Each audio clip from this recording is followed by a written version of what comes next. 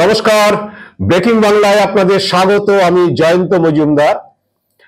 গতকাল আমার এক জার্নালিস্ট বন্ধুর সঙ্গে কথা হচ্ছিল। তিনি একটু হাসতে হাসতে বলছিলেন যে অমিত শাহ কি কুসংস্কারে বিশ্বাস করেন, বা অভিষেকের কথা কি তার কানে পৌঁছে গিয়েছে। তো বিষয়টা এইটা নিয়েই যে অমিত শাহ বঙ্গ বিজেপিকে নিয়ে, তাদের আসন টার্গেট নিয়ে অমিত শাহ বারে বারে সংখ্যা বদলানো। তো সেই ব্যাপারটা বলতে গিয়ে তিনি হাসির ছলেই বলেছিলেন যে অমিত শাহ কি কুসংস্কারে বিশ্বাস করেন কিনা। কারণটা হচ্ছে একটাই, যে গত বছর অমিত শাহ বাংলায় যখন এসেছিলেন বীরভূমে, তখন তিনি বঙ্গ বিজেপিকে 35 আসনের টার্গেট বেঁধে দিয়েছিলেন। তো সেই 35 আসনের টার্গেট বেঁধে দেওয়ার পরে দিল্লিতে সংবাদ মাধ্যমের সঙ্গে একান্ত আলাপচারিতায় অভিষেক বন্দ্যোপাধ্যায় বলেছিলেন যে আমরা সামনের লোকসভা ভোটে তৃণমূল বাংলায় 32টির মতো আসন পাবে এবং সেটি বাড়তেও পারে। তখন অভিষেক বন্দ্যোপাধ্যায়কে সাংবাদিকরা প্রশ্ন করেছিলেন যে অমিত শাহ তো বলেছে 35টি আসন পাবে। তখন অভিষেক বন্দ্যোপাধ্যায় বলেছিলেন আসলে অমিত শাহ তো 2021 সালের ভোটের আগেও বলেছিলেন যে ইসবার 200 পার। আলটিমেটলি 200 পারটা তৃণমূল করেছে।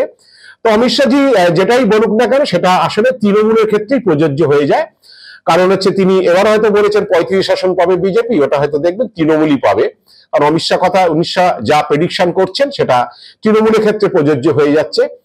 তো এখন যেটা হলো বক্তব্য, সেটা হচ্ছে যে অমিত শাহ সেই 35 আসন থেকে ক্রমশ বারে বারে সংখ্যা এদিক ওদিক করছেন।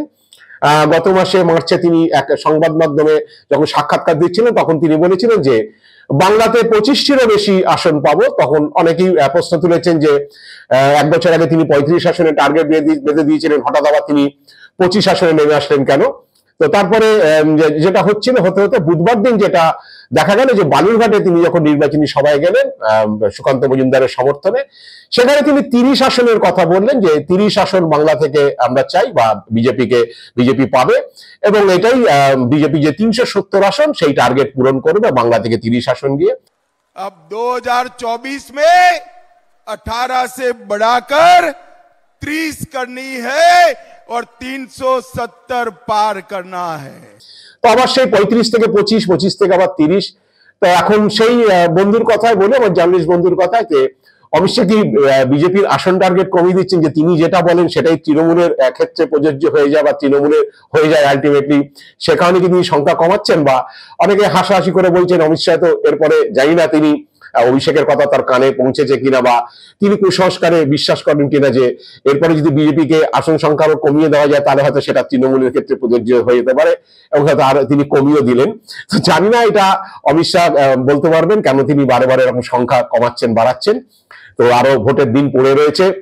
এবং ঘটনাচক্র হচ্ছে 2019 সালে বিজেপির কেন্দ্রীয় নেতৃত্ব অর্ধেক আসন বিজেপিকে এখানে টার্গেট বেঁধে দিয়েছিল। তারা 22টি আসনের কথা বলেছিল, যে 42 আসনের মধ্যে 22 আসন বিজেপি পাবে। কিন্তু হচ্ছে কাকতালীয় ভাবেই হচ্ছে 22টি আসন তৃণমূল পেয়েছিল এবং 18টি আসন বিজেপি পেয়েছিল।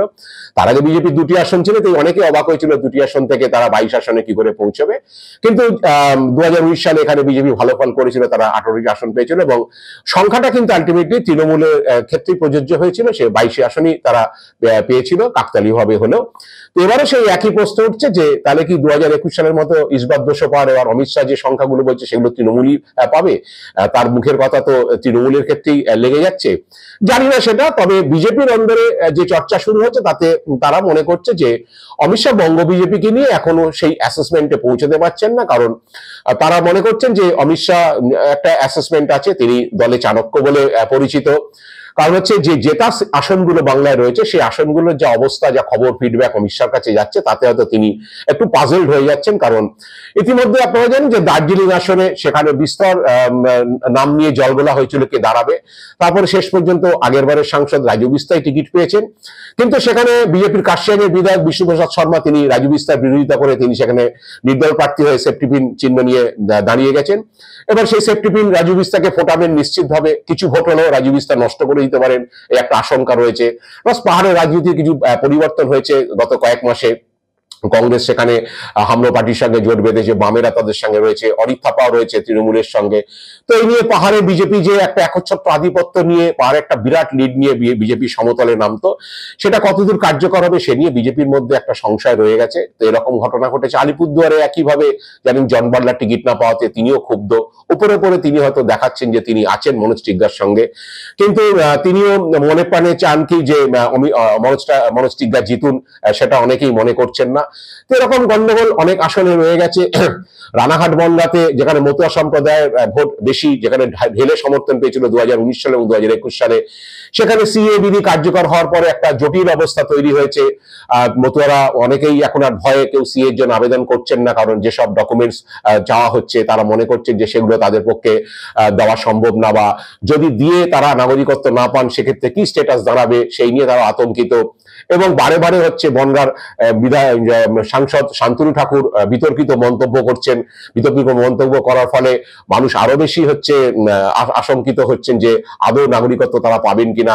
ইতিমধ্যে তৃণমূল সেখানে নিঃশর্ত নাগরিকত্বের কথা বলেছে। মতুয়ারাও আশা করেছিলেন যে তারা নিঃশর্ত নাগরিকত্ব পাবেন, কিন্তু এত শর্ত, এত শংসাপত্র, হলফনামা এসব দাবি করাতে কেন্দ্রীয় সরকার যে বিধি কার্যকর করার সময় যেটা চেয়েছে, তাতে মানুষ মনে করছে যে আদৌ তারা নাগরিকত্ব পাবে কিনা। তার থেকে যেমন আছে থাক, তাদের তো ভারতীয় নাগরিক হিসাবে আধার কার্ড, ভোটার কার্ড এসব রয়েছে, প্যান কার্ড রয়েছে। তো এইরকম একটা জটিলতা দুটি আসনে রয়েছে। জেতা আসনে একইভাবে ঝাড়গ্রামে জেতা আসন, সেখানেও হচ্ছে বিজেপি আগের এমপির পারফরমেন্স ভালো নয় বলে তাকে বসিয়ে দিয়েছে, অন্য প্রার্থী সেখানে দাঁড় করানো হয়েছে। মেদিনীপুরে দিলীপ ঘোষকে সরানো হয়েছে, সেই আসনের অবস্থা ভালো নয় বলে সেখানে নতুন প্রার্থী অগ্নিমিত্রা পালকে নিয়ে যাওয়া হয়েছে। কিন্তু দিলীপের যে টিম, সেই টিম ওই যে অগ্নিমিত্রাকে কতটা তারা সাহায্য করবে সেই নিয়ে সংশয় আছে, সেই জন্য অনেককে সেখানে সাংগঠনিকভাবে বদল করা হয়েছে। নতুন করে হিরণ চট্টোপাধ্যায়, তিনি খড়গপুরে, তার যা অনুগামীরা তারা অনেকেই ঘাটালে চলে গিয়েছেন হিরণ চট্টোপাধ্যায়ের প্রচারের জন্য। সেই জন্য মেদিনীপুর আসনে শেষ পর্যন্ত শুভেন্দু অধিকারী কতটা সাংগঠনিকভাবে অগ্নিমিত্রা পালকে এগিয়ে নিয়ে যেতে পারেন বা জেতার ব্যাপারে নিয়ে যেতে পারেন, এইসব নিয়ে সংশয় তৈরি হয়েছে। একইভাবে ব্যারাকপুরে আগের বারে জেতা আসন, কিন্তু ব্যারাকপুরে অর্জুন সিং তৃণমূল ঘুরে ফের বিজেপিতে এলো। এবার অর্জুন সিং এর লড়াই বেশ কঠিন। অর্জুন সিং নিজেও বুঝতে পারছেন, কারণ এবার আর দীনেশ ত্রিবেদী তার প্রতিপক্ষ নয়, তার প্রতিপক্ষ পার্থভৌমিক। সেখানকার হচ্ছে ভূমিপুত্র, ব্যারাকপুর আসনে তার নিজের নির্বাচনী কেন্দ্র, নৈহাটিতে তিনি বিধায়ক।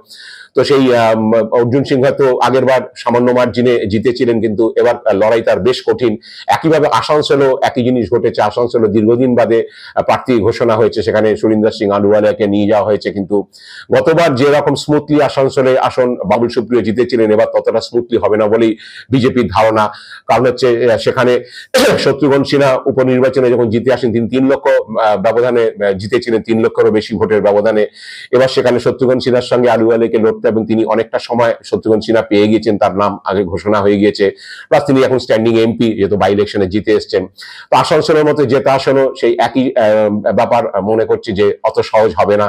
তো এইসব কারণে দিলীপ ঘোষকে জেতা আসন দুর্গাপুর বর্ধমানে পাঠানো হয়েছে, সেটাও দিলীপ ঘোষের নতুন অচেনা মাঠ।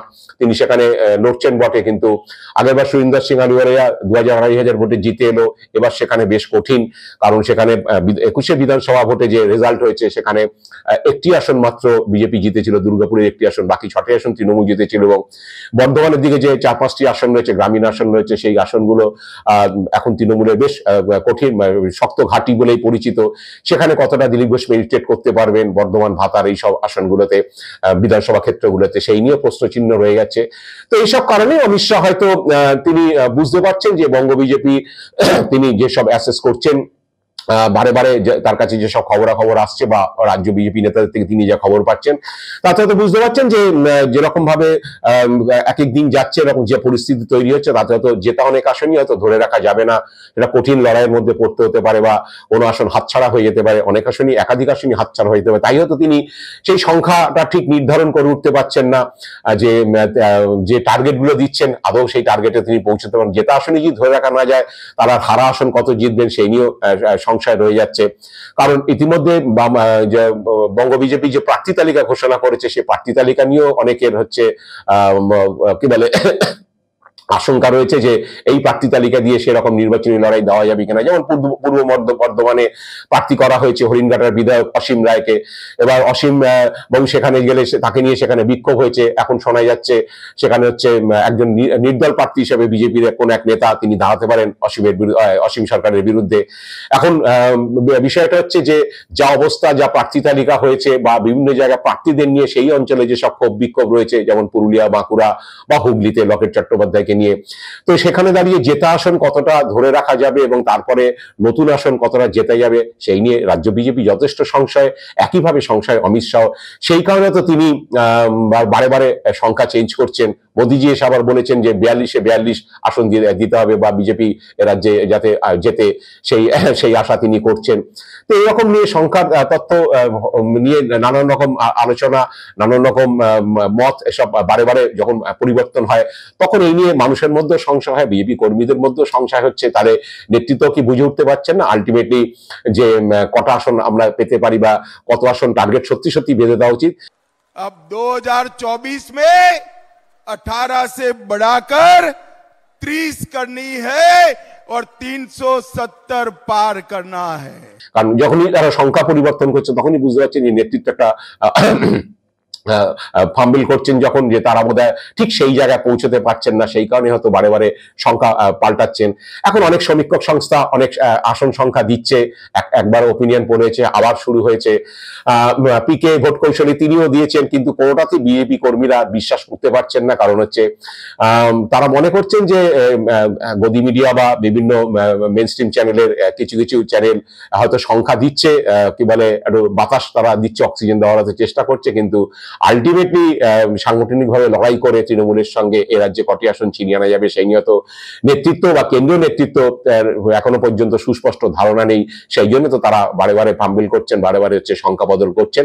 এখন আমি জানি না যে অমিত শাহ এইরকম সাংগঠনিক অবস্থা বা যা যেরকম ফিডব্যাক তার কাছে আসছে তার উপর দাঁড়িয়ে তিনি বারে বারে সংখ্যা পরিবর্তন করছেন, নাকি সেই অভিষেক বন্দ্যোপাধ্যায়ের কথা অনুযায়ী তিনি কুসংস্কারে ভুগে, যে অভিষেক বন্দ্যোপাধ্যায় যেটা বলেছেন যে অমিত শাহ যে সংখ্যা বলে সেটা তৃণমূল পায় আলটিমেটলি, তা সেরকম ভাবেই তিনি সংখ্যা কমাচ্ছেন, বিজেপির টার্গেট কমাচ্ছেন। যে বিজেপির টার্গেট কমালে যদি তৃণমূলের আসন সংখ্যা কমে, আমি জানি না সত্যি মিথ্যা। যে 21-এ যেটা হয়েছে সত্যি সত্যি তৃণমূলই 200 পার করেছে। অমিত শাহ বারে বারে সেটা বলেছিলেন যে বিজেপি 200 পার করবে, আলটিমেটলি তৃণমূল 200 পার করেছে। তো অমিত শাহ যদি এখন বিজেপির জন্য 30-35 এরকম বলেন টার্গেট, সেটা যদি সত্যি সত্যি তৃণমূল পার করে, সে কারণেই তিনি সেই কাকতালীয় ভাবে বা কুসংস্কার ছন্ন হয়ে তিনি আসন সংখ্যা বিজেপি টার্গেট সংখ্যা কমিয়ে দিচ্ছেন কিনা এটা উনি বলতে পারবেন।